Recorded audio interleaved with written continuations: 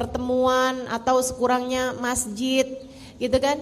Itu yang diperkenankan gitu. Sangat sulit sekali kalau ibu pergi ke negara-negara, bahkan kayak negara-negara Saudi Arabia, Abu Dhabi gitu ya, Uni Emirat Arab, juga bukan mudah untuk mengadakan kajian-kajian umum semacam ini. Salah satu dari yang dimudahkan membuat kajian-kajian umum besar-besar semacam ini selain Indonesia, yang saya lihat adalah Hadramaut, Yaman. Di sana juga sama nih kayak begini nih, Habib Umar bikin majelis di pasar, Habib Umar bikin kajian-kajian di mana-mana saja tempat, dan bahkan masjid-masjid mereka mengadakan hataman Al-Quran sampai ke jalan-jalanan, semuanya penuh orang, pemandangan yang luar biasa indahnya. Mudah-mudahan Allah SWT tetapkan negeri ini dan juga negeri Hadramaut ditetapkan kenikmatan-kenikmatannya, dan negara-negara yang lain juga insya Allah mudah-mudahan Allah SWT karuniakan kenikmatan semacam kenikmatan yang Allah berikan pada negeri kita ini insya Allah, amin ya rabbal alamin. Juga rezeki hati, semua hal yang akan saya sampaikan ke 10-10-nya ini membuka pintu rezeki zahir dan batin. Yang pertama, kalau kamu pengen rezekimu terbuka, hal pertama yang harus kamu lakukan adalah taat sama perintah Allah, jauhi dosa. Karena rezeki itu adalah sesuatu yang Allah Subhanahu wa taala berikan dan kamu inginkan. Bagaimana mungkin Allah memberi kepadamu apa yang kamu mau jika kamu tidak melaksanakan apa yang Allah mau? Kerjain dulu yang Allah mau, kamu akan diberi apa yang kamu mau. Taat. Nomor 1, kerjakan perintah Allah, jauhi larangan Allah. Sampai-sampai katanya Sayyidina Fudail bin Iyad, kalau saya tidak salah ingat, salah satu dari ulama-ulama kita. Idza hassait kaslan fil jasad. Kalau kamu ngerasa badanmu lemah, males gitu, lemah badan kamu, dhafan fi jasadi. Kalau kamu ngerasa badan kamu lemah, kayak nggak punya kekuatan gitu buat ibadah, buat ngerjain macam-macam hal. Kalau kamu ngerasain badan kamu lemah, kalau kamu ngerasain rezeki kamu tersendat, coba inget-inget dosa apa yang sudah kamu kerjakan.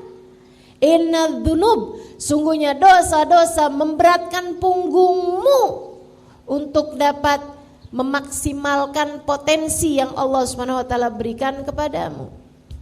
Dosa bikin badan jadi sakit, dosa bikin rezeki jadi seret. Jadi ibu-ibu nih, daripada kamu nuntut suami habis-habisan, kalau nggak bawa duit banyak jangan pulang sekalian ke rumah. Daripada kamu kayak begitu bu sama suami, mendingan kamu introspeksi diri. Ya Allah, rezeki seret banget, dosa apa nih saya nih? Coba diinget-inget. Ngomongin orang, sih. Bohongin suami, iya juga sih. Ngomel-ngomel mulu sama suami sama anak, sih. Nyubit anak, iya juga sih. Selagi dosa-dosa masih kamu kerjakan, bagaimana mungkin kamu berharap Allah memberi apa yang kamu mau jika selama ini kamu tidak menjadi hamba yang Allah mau? Bu, sampai-sampai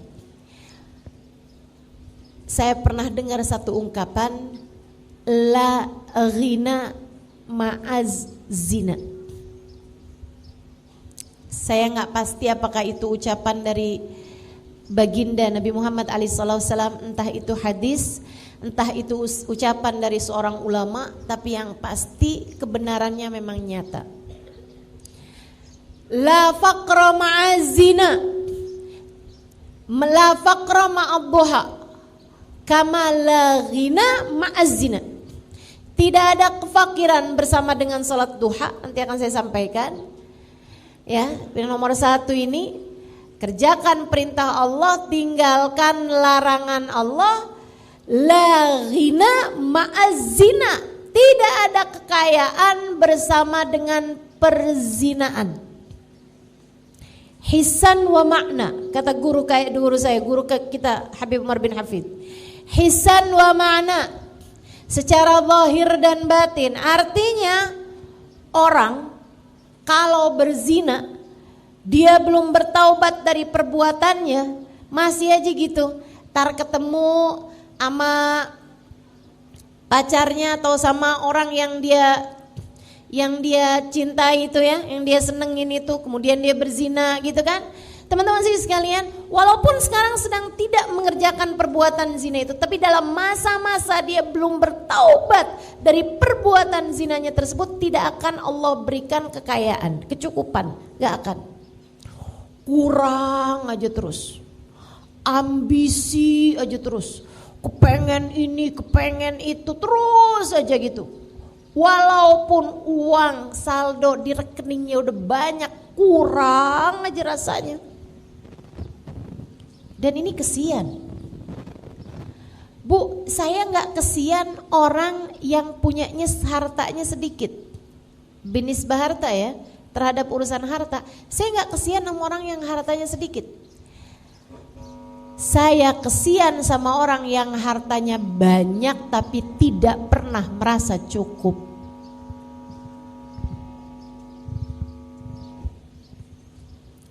Saya kesian sama orang yang hartanya banyak tapi tidak pernah merasa cukup. Kayak terus aja ambisi, sampai curigaan mulu. Kalau dia perempuan kan, curiga aja sama HP suaminya, curiga aja nih suaminya pergi kemana nih, hidupnya blingsatan, takut setengah mati. Kalau malam-malam susah tidur, takut ada yang bobol rumahnya, hidupnya terus saja ketakutan gitu. Begitu ada kabar kalau perusahaannya bangkrut, perusahaannya rugi, sedikit aja ngomongnya, wah kalau rugi seperti ini besok kita makan apa?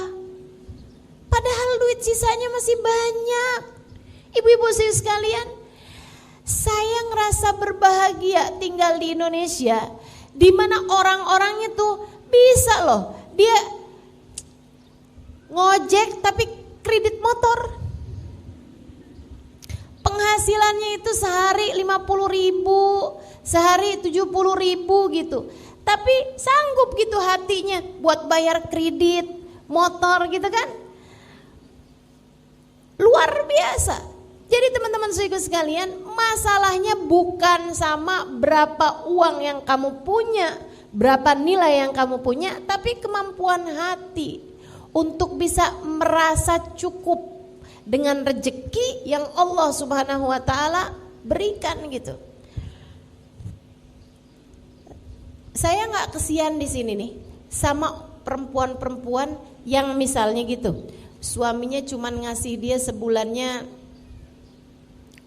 berapa? Saya nggak ngerti tuh, nggak pernah ikutan belanja soalnya. Anggap 500.000 misalnya gitu, buat belanja harian, masa cukup nggak itu? Nggak cukup. 1 juta deh, 1 juta, gitu ya? Nggak cukup juga. Emang iya?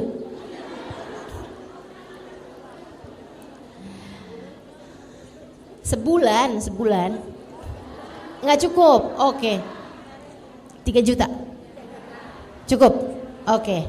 Ya, saya nggak kesian misalnya nih cukupnya nih 3 juta, tapi dia sama suaminya dikasih sebulan 2 juta buat belanja hari-harian gitu, buat masak hari-harian. Saya nggak kesian sama orang yang seperti itu. Yang saya kesianin adalah perempuan-perempuan yang suaminya udah ngasih setiap bulannya 10 juta, tapi mukanya nggak ada senyum-senyumnya kecuali tanggal muda.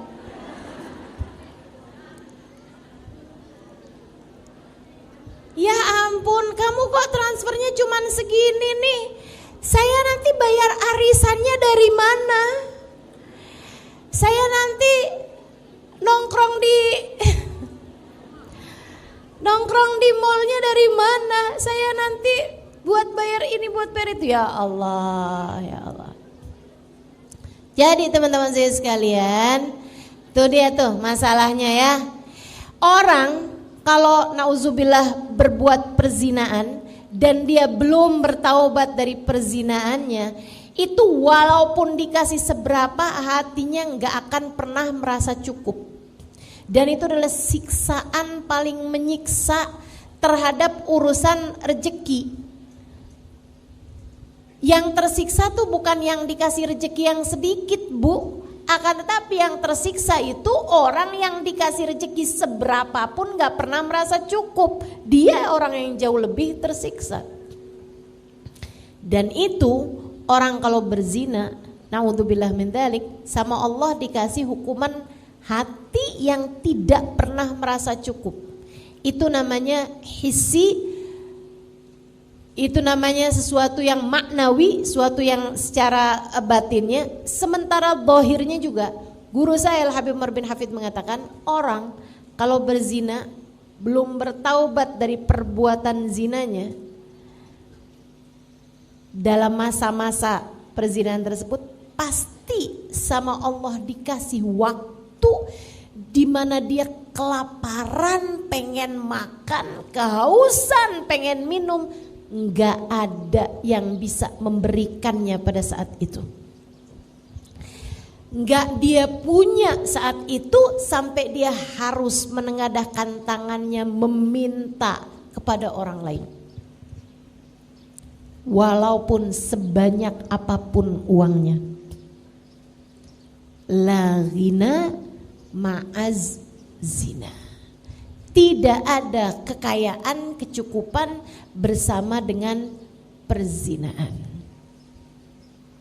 Mudah-mudahan Allah jauhkan kita dari dosa zina dan dosa apapun yang menjauhkan kita dari rahmatnya Allah Subhanahu wa taala insyaallah. Amin ya rabbal alamin. Adik-adik sekalian saya muliakan, ini saya sampaikan kepada adik-adik nih, Dek. Jangan mau memberikan sesuatu yang sangat berharga dari dirimu, yaitu nilai harga dirimu itu, Dek. Jangan mau kamu menyerahkannya kepada laki-laki manapun di luar bingkai pernikahan dengan atas nama cinta. Cinta gak bikin kamu jauh dari Allah. Cinta yang benar gak bakal bikin kamu jauh dari Allah. Dan laki-laki yang sungguh mencintaimu pasti akan menjagamu. Dengarkan ucapan saya. Laki-laki yang mencintaimu pasti akan menjagamu. Tak akan membiarkanmu bersama dengan dirinya terjerumus di dalam lubang-lubang dosa, dalam lembah-lembah nista. Adik-adikku saudaraku sekalian, Sayyidil Habib Umar bin Hafid menyampaikan, orang tuh kalau masuk surga semuanya akan membusungkan dada ila ashabuz zina, kecuali pelaku zina.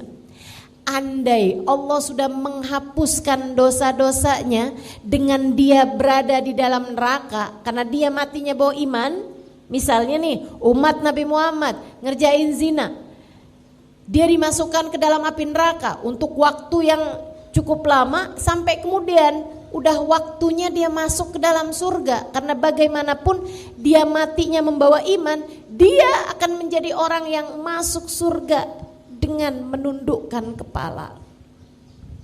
Malu. Di surga aja malu.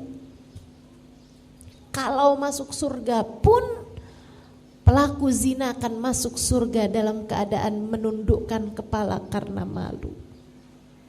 Jangan biarkan dirimu terjebak dalam jurang nista yang semacam itu.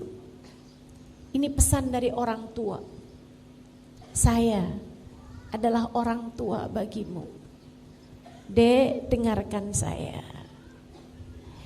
Enggak sampai segitunya sayang sama orang sampai kamu mau-maunya memberikan hal yang paling berharga dalam dirimu itu. Nilaimu nak, nilaimu dek, ada pada kehormatanmu. Jangan biarkan ia terinjak-injak oleh bisikan-bisikan setan dalam dirimu itu. Jauhi zina, jauhi apapun yang mendekatkanmu kepada zina. Jauhi, tidak akan membawamu kepada kebahagiaan, kesenangan, rezeki yang melimpah. Enggak. Tidak akan membawamu kepada kebahagiaan rasa dicinta. Enggak. Ia hanya akan membawamu kepada penyesalan demi penyesalan di depan matamu. Dunia sebelum kamu menyesal di akhirat nanti dengan sedalam-dalamnya penyesalan. Saya menyampaikan kepadamu hal ini atas nama cinta anak-anakku. Jaga kehormatanmu nak. Jaga kehormatanmu. Jangan mau-maunya kamu menggadaikan kehormatanmu dengan mengatasnamakan cinta. Sekali lagi saya sampaikan padamu, kalau kamu cinta, kamu akan jaga dirimu. Kalau dia adalah laki-laki yang benar mencintaimu, dia akan menjaga dirimu, tak akan mau menyentuhmu kecuali sesudah kalian halal, dihalalkan oleh pernikahan. Jangan. Love ghina ma'azina. Kamu pengen jadi seseorang yang rezekimu mudah, yang rezekimu melimpah, yang rezekimu pas, yang rezekimu cukup, yang rezeki kamu dirizkikan oleh Allah Subhanahu wa taala hal-hal yang indah dalam kehidupan. Rezeki akalmu, kamu dikaruniai ilmu yang manfaat. Rezeki hatimu, kamu disayang Allah, kamu disayang Rasulullah, dikaruniai keimanan, keikhlasan, kesyukuran, ketawaduan. Kamu dikaruniai akhlak-akhlak yang terpuji. Kamu dikaruniai cinta pada manusia-manusia yang dicinta oleh Allah Subhanahu wa taala. Kamu ingin dikaruniai hal-hal yang indah-indah semacam itu, tinggalkan dosa, kerjakan jalan taatmu kepada Allah Subhanahu wa taala. Kamu jangan nyari jodoh sampai enggak mau pakai jilbab. Ngapain kayak begitu? Susah ustazah dapat jodoh kalau laki-laki enggak lihat betapa indahnya rambut saya ini. Susah ustazah dapat laki-laki yang mau menikahi saya kalau dia nggak tahu betapa sangat seksinya badan saya ini. Kalau pikiranmu seperti itu, kamu hanya akan bertemu dengan laki-laki yang hanya akan memandang tubuhmu dan akan memandang kecantikanmu semata sebagai sebab dia mencintaimu. Dan yang di luar sana yang lebih cantik darimu banyak. Yang di luar sana yang badannya lebih bagus dari kamu banyak. Kalau begitu cara berpikirmu tentang urusan jodoh, jangan salahkan siapa-siapa. Jika sesudah menikah denganmu, suamimu hanya akan jatuh cinta dengan perempuan demi perempuan, perempuan demi perempuan yang jauh lebih cantik darimu sesudah pernikahan.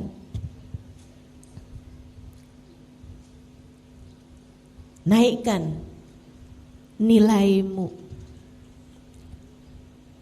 dengan menaikkan taatmu di sisi Allah. Percaya saya, kamu menjadi apa yang Allah mau, Allah akan beri apa yang kamu mau.